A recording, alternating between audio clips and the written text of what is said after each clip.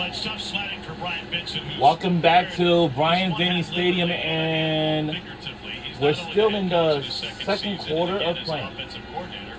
Late in the summer, he took over as the interim athletic director. We talked to him this week.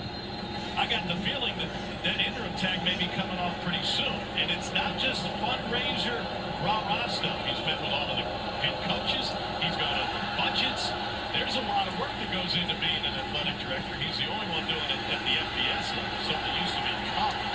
Great special teams coverage. And he's dealing Earlier with a today, bunch that pales in comparison throughout the rest of FBS football. Monroe's revenue and expenses are dead last in the country, and Alabama is top 10 in revenue, number 6 in the country, and they're number 1 in money spent. I was very taken aback, Tom, in his quote when we asked him about this, that he said, for us to be successful, ULM has to have me as the AD moving forward. Why did that surprise you?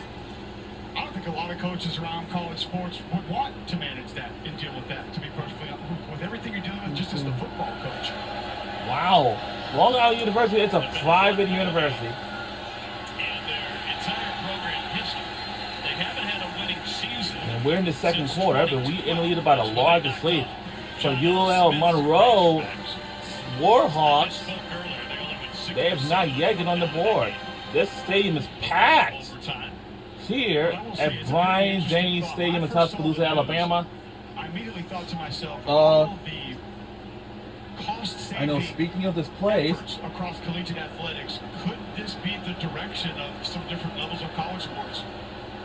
I think the key there was different levels, right? But I hate this. I don't think that Jeff Levy's going to be the AD at Mississippi Stadium anytime soon,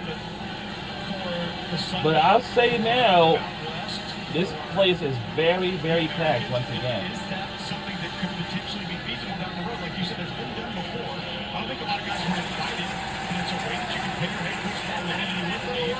Some may appreciate the power that they give at that time, and essentially they're their own boss. Which, you got to think about the season. There'll be a lot of sleep. It's right. They're down 3. Armenta has time, and now he doesn't, and it's loud and picked off. It's picked off! Oh!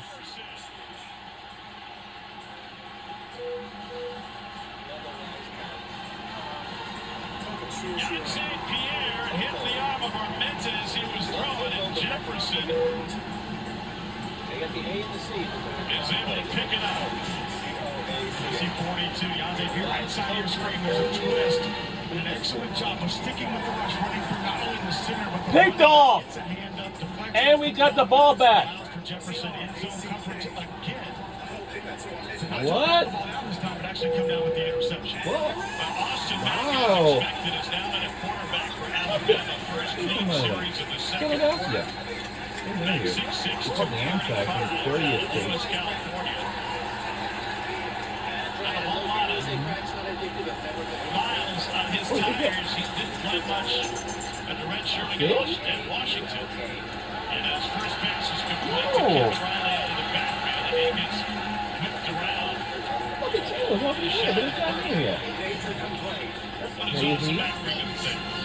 Whoa! Really push the football down the field, rocket arm, and somebody who's been in this offense for multiple years. Wow! What? No, it's not out of state. As Riley takes it off the right side and picks up the first down. Not just that, Tom, but he arrived late, so he doesn't even replay and stop the game. Here's the going on the field. Previous plays under video review. And as you What said, is it? Oh, Lord! it's also, you go a little further, he hasn't had a lot of reps. And I don't just mean first team reps or in-game reps, but real reps in practice.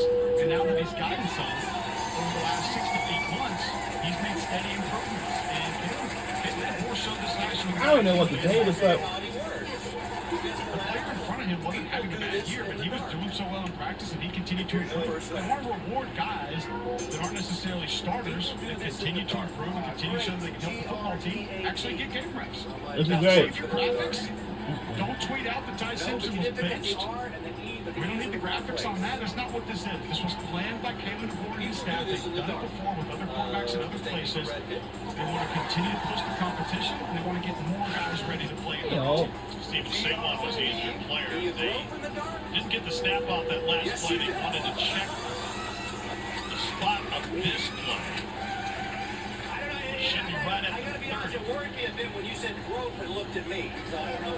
No, for me, Which would have been short of a first down. gotcha. You mentioned that they've done it before. They did it just a few years ago when the staff was together at Fresno State.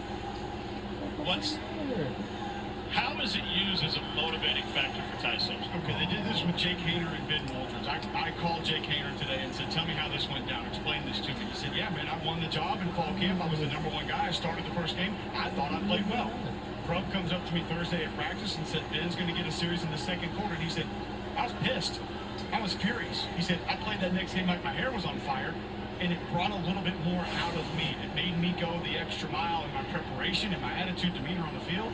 And I think that's the goal here from Kalen DeBoer and Ryan Grubb is they thought Ty Simpson played fine. They thought he did some good things. They think there's more in there. And if something were to happen to Ty Simpson, you got to have your next guy ready. They think with what Austin Mack has done through fall camp and since the season began, has improved enough to where he deserves a little bit of time to see what he's going to do in live action as well. You see, they needed to get to the 29 for the first down. He was down at the 30, but a bad spot initially is what was being reviewed before they tried to squeeze off another first down play.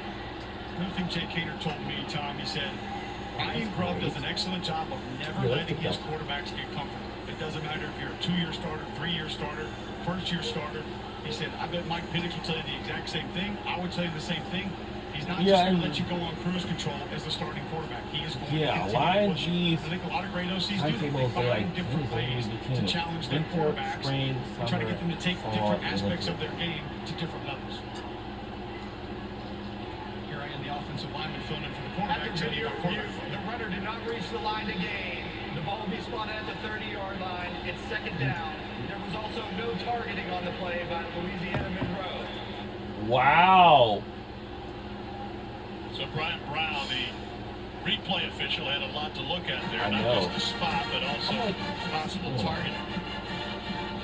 Well, they moved the chains back. It would be second and 1. I would have been. Opportunity to let Austin Mack rip one. Yeah, this place here at Brian Dane Stadium is just being like. Now we got to get the chain set. Come on, fellas. The line to gain is the 29-yard line. It's second down. The clock will start. Am I ready for play? Now, speaking of this place, a couple years ago, you watched Texas-Alabama game, a big game, and I did watch it on ESPN2 for Field Pass with the Pat McAfee show. Rutgers beat Miami, Ohio, 45-17. Rutgers. Henderson State.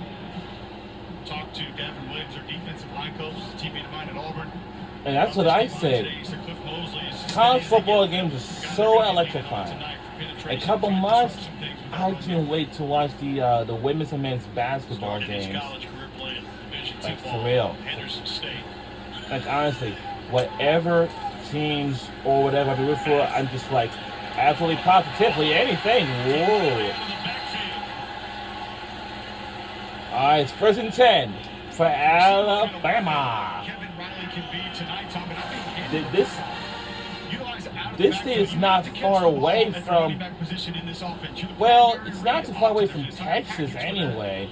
It's from Tennessee to Georgia, just a little few miles off. But it's a little far away from Florida. Yeah, and even California. Just across the river, Northport, Alabama. Whoa!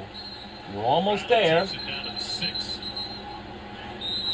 We have another helmet come off. Another helmet. Oh my God! These players got to tighten up their helmets. 4 Warhawks lose their helmets in this game. self-inflicted wound. I'm like, also. what is going on? Like, tonight, honestly, we're playing under the lights. Hold on for a second. Ryan Benson uses the timeout. I think they want to make sure this gets a further look to see if it was. Lucian Monroe is taking their first timeout of the game. Time to take a look at it. And our record is 0-1. Grasp on this one at the 28. We'll be right back on the other side. Don't you go anywhere. For years, everyone thought